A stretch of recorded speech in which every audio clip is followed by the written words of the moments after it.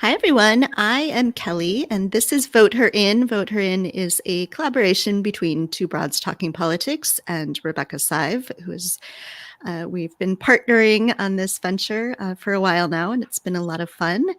We are coming to you today on the beginning of the second impeachment trial for former president, ex-president, I guess they were referring to him, Trump.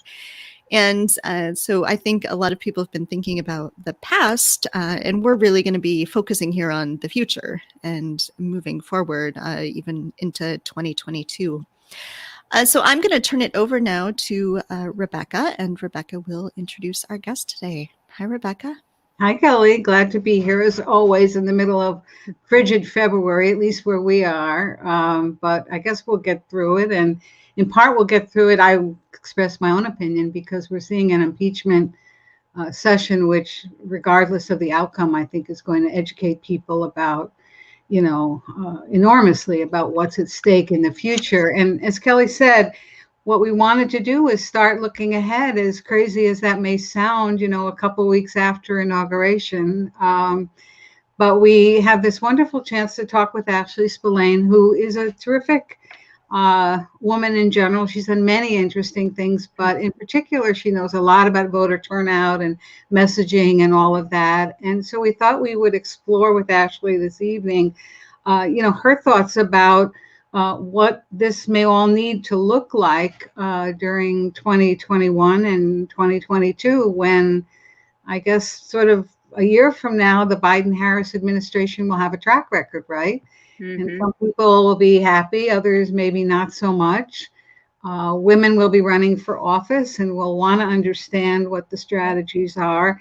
So that's really what we're going to look at this evening. So Ashley, welcome. It's a pleasure to see you and to have you here. And if you would just sort of start out by giving our listeners and viewers some context about how you got into this work and why you think it's important, obviously, and perhaps just touch on some of the sort of key policy issues that you think might frame this work as we are in this new federal era. Yeah, well, thank you for having me. Excited to chat with you guys. And in the middle of another historic day in the years we've been living, with the impeachment trial happening. I went to GW for undergraduate in Washington, D.C., and I feel like no matter what you do, it is very hard to escape politics in D.C.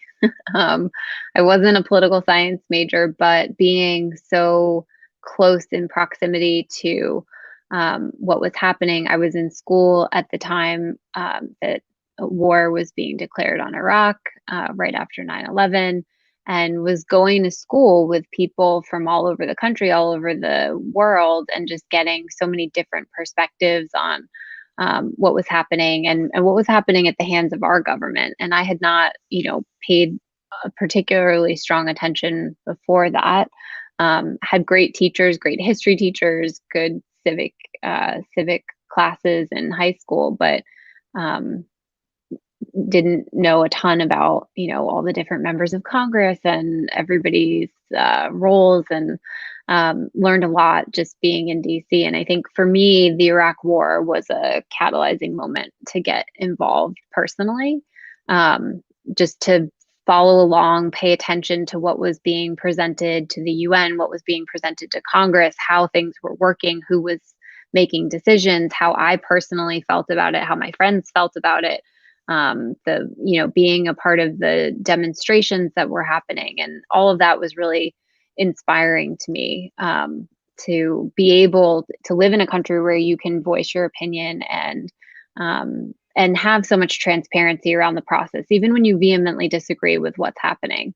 And for me, that was the real awakening of, being a first-time voter, my freshman year in college, and understanding that the people we were electing were actually reporting to us. Like, I had a job, I was paying my taxes, and that meant I was paying their salaries, and I had a vested interest in making sure I was paying attention to how they were representing me in the world. So that's when I started paying attention, and and getting involved.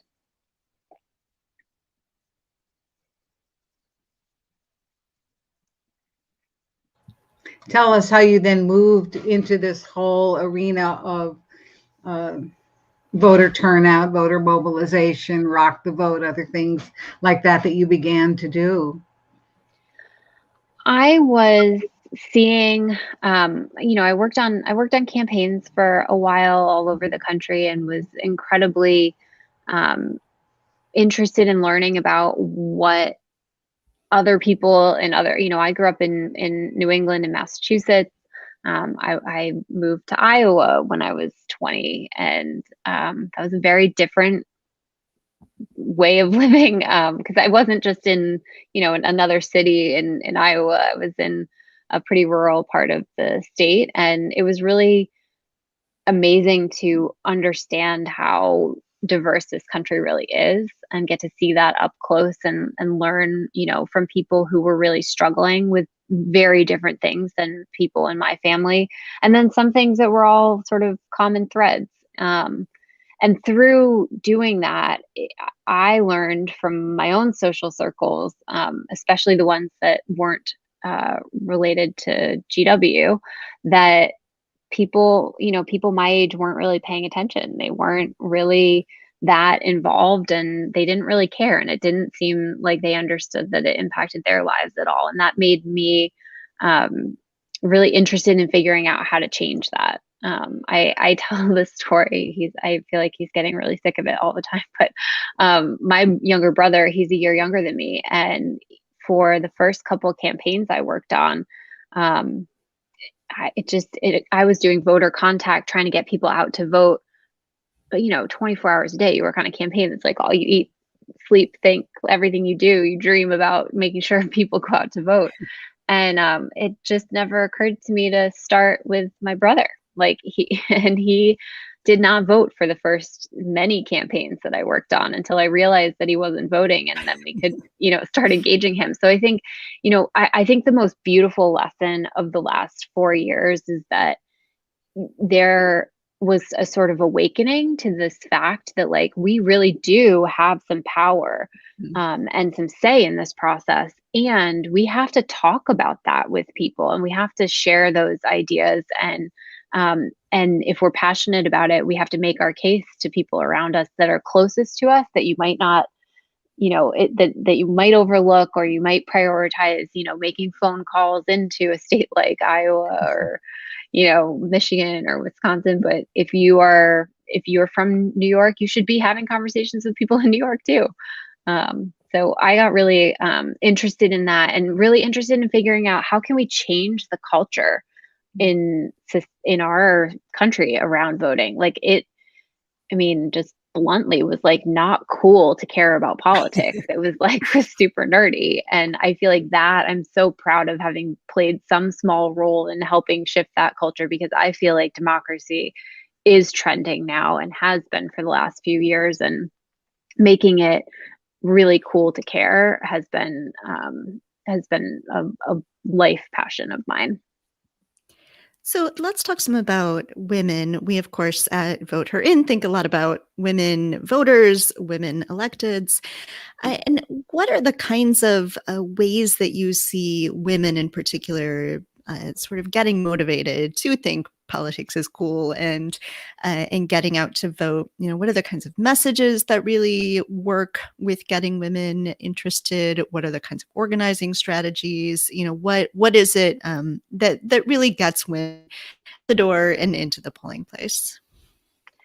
I think it all comes down to where do you live and what is most relevant to you. You have to meet people where they're at in those moments. I spent a little bit of time. I love yoga and meditation, and that was my main form of exercise. And I started helping organize women in yoga communities around the country, people who care really deeply about their bodies and the environment, and making sure everything that they put into their bodies is organic, and helping link that to policies that are set in our government, or at the local, at the state, local, federal levels. Helping people understand how the people that get elected to office impact their ability to own and operate a small business that serves the yoga community or impacts the regulations around the food that they consume. I think it's all about just finding, what people have all different kinds of identities to them, but finding some different pieces of that identity and then helping them unpack how it is that the elected officials we send to these offices impact their own lives. And I think I would just say for anybody listening or interested in doing this, like, find the common thread amongst you and your neighbors or your friends and family, and sort of drill into that and get inspired around that. People show up.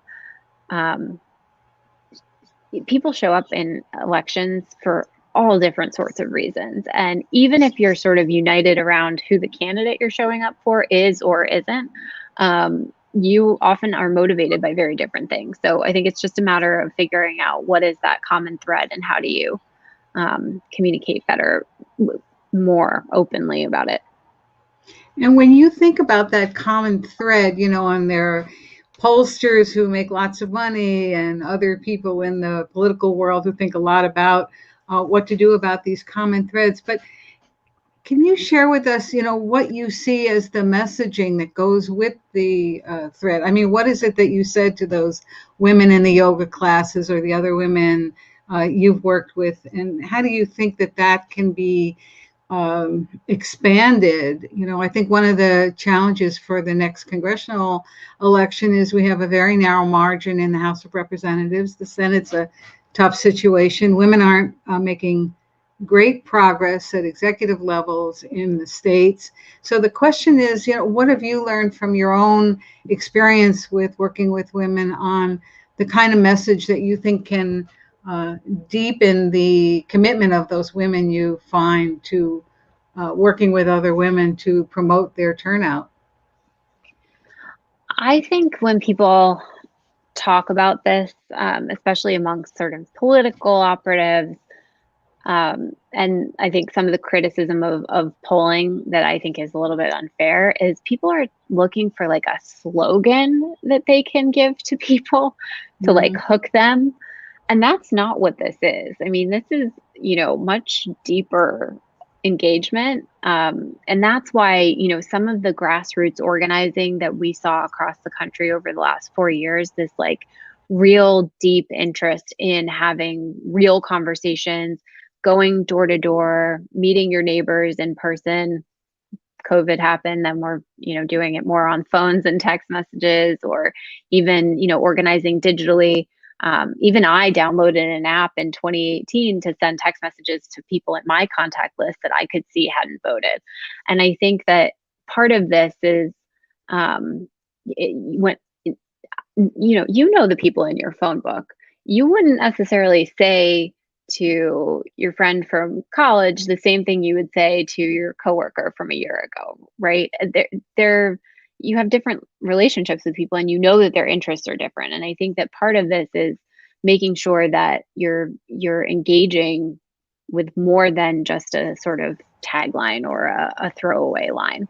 And one of the things that's really great about the opportunity that I see in the next 2 years, while it's a lot of work, is we have a new Senate, we have a new administration, and we have a Congress that is in charge of, as with a democratically controlled full government. There's a lot of opportunity for legislation. There's a lot of opportunity for movement. That happens when there's a trifecta on the other side as well.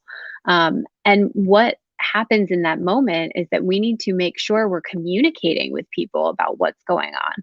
And we're telling the story of what it means to go from voting in an election to the real life impact that's happening for you here and now. So just as an example, my parents are retired and live in Florida, and I've been spending a lot of time trying to help some of their neighbors who are a little less tech savvy get access to COVID vaccines. And To be honest, I don't care how they voted. I don't know. I don't ask. But I am very clear when I am showing up in these conversations that I will help them. And I feel fortunate to be in a position to help them because there's a new administration making it easier for them to access vaccines. Like, it is important to me to be communicating about what the policy changes and the sort of even process changes that are happening in this country, so that people understand that voting and participating in this election is making a difference in their lives. Again, regardless of who they voted for.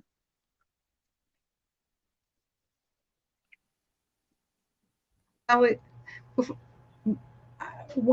up on just one piece of that, just to press a little bit. I mean, it's one thing to kind of educate voters and help them get what they need. It's another thing to, get them out, right? And so I guess the question, and I know Kelly will follow up with this.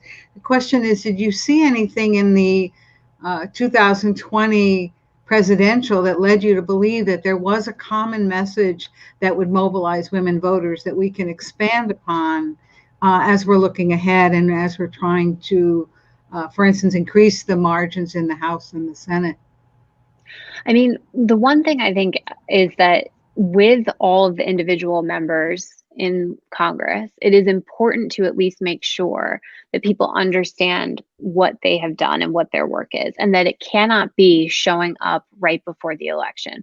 We have been treating young voters, people of color, women voters, as in a sort of transactional way in elections for a really long time. And that did change going, like, there were consistent levels of engagement from 2017 through 2020 that we need to keep going and keep that communication up so that people are still paying attention, understand that their vote did make a difference, and are seeing, what who is doing what for them in these offices. And I think part of what you saw, is in some of these elections was, I think, a failure to communicate the benefits that people had delivered. I think when people were losing, they just weren't making as strong of a case of what they had shown up with over the last 2 years. And it's not an easy thing to do. It's very hard, especially in a presidential year, to break through that noise. But it also is more difficult when you wait until the end to do it, which is why I think the early engagement is really important. Is that how you would explain the difference between a Georgia result and a Florida result, for instance? I've heard this from some people in politics, that Florida, because it's always the sort of big prize, that it's the thing that you just show up to every 2 years, every 4 years, and that there isn't that ongoing engagement. And I think, what some people have argued the difference is in Georgia with what Stacey Abrams did is that she was nobody was getting in her way because nobody was paying attention to Georgia, and she could build that sort of ongoing engagement. I mean, do you see other examples of that around the country where that is happening, where we're seeing that sort of building engagement, or is this sort of a thing that is happening everywhere at all levels more than it has? It's happening everywhere. Like, there are grassroots organizations all over the country. Some of them are larger and more well-resourced than others. And I think, the work that was done in Georgia, a true testament to all of the people on the ground there. Stacey Abrams, for sure, and included, but there were a ton of mostly women running some really amazing organizations there that didn't start after the 2016 election. Those organizations have been there for a decade. And I think we've been having the same conversation about Georgia for the last 10 years as we're now starting to have about Florida again. And it's the same situation. It took Georgia organizations a long time to get well-resourced. It took them a long time to just keep at it and keep that engagement consistent. And Florida has those groups. North Carolina has those organizations. They just require people to pay attention to them. And they can't, I will say, I don't think they can't all have a Stacey Abrams necessarily. I mean, Stacey, you know, she ran for governor and had that platform that helped so much shine a light on the state, and that's an amazing thing and a really important ambassador for the work there. And I mean, maybe there's to say, maybe we all do need a Stacey Abrams in every state, and we just need to be helpful to these organizations. But what I meant is like more is they exist. There are some really amazing women, especially women of color, who are running these organizations and deserve plenty of attention and credit and encouragement and spotlight on their work. So can you talk with us a bit about, you know, I know you've been involved working with various businesses and companies on issues related to voter participation and mobilization. Mm-hmm. And as you and as we all know, you know, most of the offices that women run for are very local offices, right? But these local communities also have businesses. It's not mm-hmm. just, you know, big companies supporting Kamala Harris or whatever. So can you share with our listeners, a lot of whom are thinking about this kind of work, what sort of grassroots strategies for aligning themselves with local businesses you've found to be successful? So that's a source of, as you put it earlier, getting the resources they need. Yeah, I will say most of the work that I've done and am so proud to see having like exploded in 2020 has been around helping businesses do nonpartisan get out the vote activity, not necessarily pulling for one candidate over the other, but making sure that their employees and their consumers have the information they need, you know, are registered to vote, have access to information that's needed in order to go vote, like where's your polling place.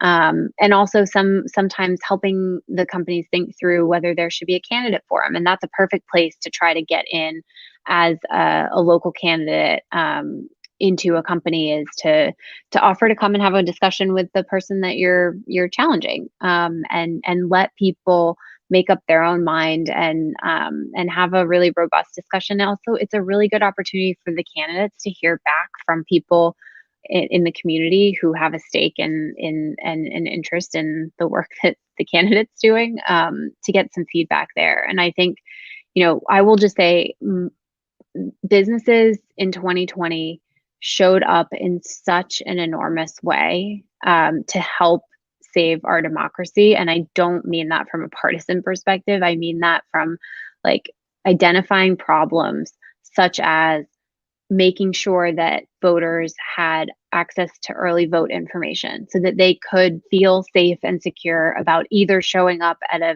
polling place that maybe had a shorter line, or that they were able to get an absentee ballot to vote by mail. In a country where the rules for that vary across all 50 states, where you have to put the envelopes in the right way, in the right order, and sign the right stuff and send it back, it's actually really tricky to navigate. And companies stepped up in such a big way to help make sure that people had access to that information, that they were encouraging people. You know, you had Levi's and Patagonia and MTV helping people navigate voting early. You had Uber Eats identifying that with all these long lines at polling places, people were going to get hungry and they should be sending pizza to the polls out there to make sure that people were fed and stayed in line. Comedy Central and a bunch of other companies played a really pivotal role in helping solve Snapchat as well, helping solve the poll worker crisis shortage that we were facing, launching an initiative called Power the Polls that recruited 700,000 poll workers this cycle. I think the businesses showed up to make sure that our election system could function this time around, and that voters were equipped with the information they needed, and let the voters make their own decision. And I think that that was actually incredibly huge. And anybody thinking about running for office should be making sure that there are those kinds of programs in their community and in their state, because they played such a pivotal role in increasing voter participation, which I think we all want to see. So, what kind of advice do you have for, as Rebecca puts it, young women, or I'm going to say maybe not so young women, who are interested in, in working in leadership, in civic government, in politics, in, business? How do people sort of think about navigating that, and what's your advice to them about sort of how to do that, how to step up and make that leap? How to go from doing whatever you're doing to working in government or potentially running for office? Yeah, or how to sort of build that trajectory. I will say, so I run a consulting firm based out of Washington, D.C. We're a team of 10 people. I have put such a huge priority on hiring people that didn't work in politics for their whole lives. Not because, I mean, I think that's also incredibly important, and there's expertise that you develop in that. But I'm so proud of the people on my team who raised their hand and said, I'm really passionate about politics right now. One person on the team is a hairstylist. We have some undergraduates who left school who wanted to pitch in this cycle. A woman that worked in the beauty industry, like just people who are coming from all sorts of different lines of work who raised their hand and said, I want to help. And I do think, encouraging people in government and in the political world to be more open to seeing the kinds of skills and perspectives that folks can bring to the table has been so hugely helpful to me. I would offer that to anybody else thinking about hiring folks. And I would also just say to people looking to make that jump, make your case. I mean, you have skills from whatever you have been doing, whether that is managing a household or working at a different job or going to school, that you can transfer into either working in government, running for office, or working for a political organization. And I think it's just a matter of making the case that you are both passionate about it and you have some transferable skills. And I am the most happy about the amazing women that we got to work with this past election who raised their hand and said, I just want to do something to help and I want to get more involved. And I didn't know about this when I was younger. I didn't know that this was an option for something you could do and get paid for. So I did something else, but now I want to do this. And I think it's really inspiring. And I think don't hold back, just do it. We need you. We need more unique voices in this process. On that note, I want to say thank you and just share one little story. A few years ago for my book, Every Day is Election Day, I interviewed Debbie Stabenow from, the senior senator from Michigan. And when I was trying to figure out how to title the chapter in which I discussed, her advice to women about how to run, she had said to me, just dive in. Right. And that's what you're saying, right? And she told a story about how she was interested in politics, but she was really setting out to be a social worker. And then she realized, I can do this too, right? It's not just the guys out there who are political science majors, right? So, well, listen, Ashley. The men will never halt from diving in. The men will always. Well, that's another thing. Yeah. There are lots of stories about the women who feel like they have to get PhDs in education before they run for the school board, right? And the guys who say, I want to be school board president, no problem, right? Yeah. My friends often say, have the confidence of a mediocre white man. Yep. And on that note, we want to thank you. And no one here is mediocre, so please go off, do your thing, follow this great advice, and take care, everybody. Thank you. You're welcome.